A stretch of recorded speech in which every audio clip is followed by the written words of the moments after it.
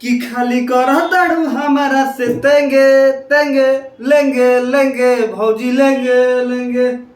Guys, आज खेसारी लाल यादव ने, मुझे लग रहा है कि 15 से 20 करोड़ रुपए का स्टूडियो ओपनिंग किया है मुंबई में। मुंबई शायद मीरा रोड है कोई करके, वहां पे खेसारी लाल यादव ने अपना स्टूडियो ओपन करा है। और आज के दौर में आप लोग को बता दें, आप लोग को भी अगर किसी को यूट्यूब से पैसा कमाना है, कैसे कमाना है, यूट्यूब पे चैनल कैसे बनता है, वीडियो कैसे बनता है, उसके लिए अगर किसी को हेल्प चाहिए तो मैं अपना टेलीग्राम चैनल का बारकोड आपको दे रहा हूं, वहां से आप स्कैन करके सब्सक्राइब करके मेरे से पूछ सकते हैं। अब आ जाते हैं गाइस कि इतना कॉस्ट क्यों लग रहा है। क्योंकि वहां पे अगर आप कोई भी उनका फर्नीचर देखोगे तो टॉप क्वालिटी का फर्नीचर लगाया है खेसारी लाल यादव ने।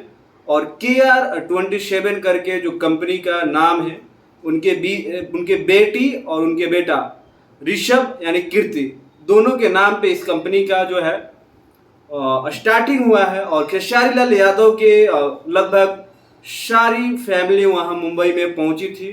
उनके माता पिता, उनके बेटा बेटी, मतलब इवन खेसारी लाल से जितने भी क्लोज लोग थे सब वहाँ पे पहुंचे थे।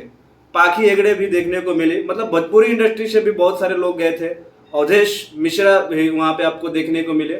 और खेसारी लाल यादव ने ये जो काम करा है बहुत ही बढ़िया करा है। क्योंकि मैक्सिमम जितने भी भोजपुरी के स्टार हैं, चाहे कहीं के भी स्टार हैं, उनको मुंबई किसी न किसी काम से जाना ही पड़ता है। तो खेसारी लाल यादव ने सोचा यार कि हमेशा इधर उधर तो भाग दौड़ लगा ही रहेगा, लेकिन एक मुंबई में भी अपना ऑफिस होना चाहिए जहां से सारी चीजें कमांड हो सके।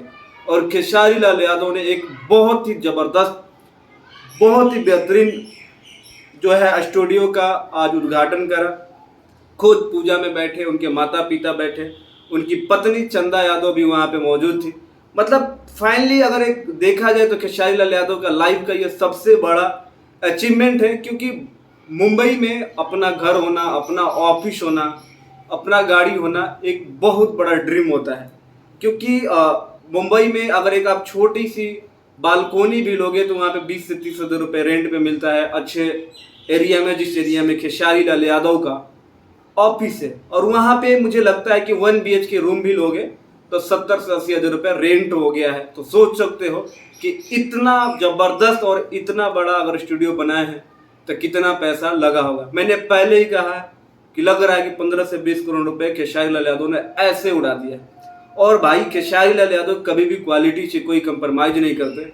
और मुझे तो स्टूडियो देख के मजा आ गया, क्योंकि भोजपुरी इंडस्ट्री के खेसारी लाल यादव ने एक बहुत ही अच्छा काम किया, जिससे कि आने वाले सिंगर, चाहे आने वाले एक्टर को कल को कुछ भी वहाँ से करना होगा तो आराम से जाके गा सकते हैं।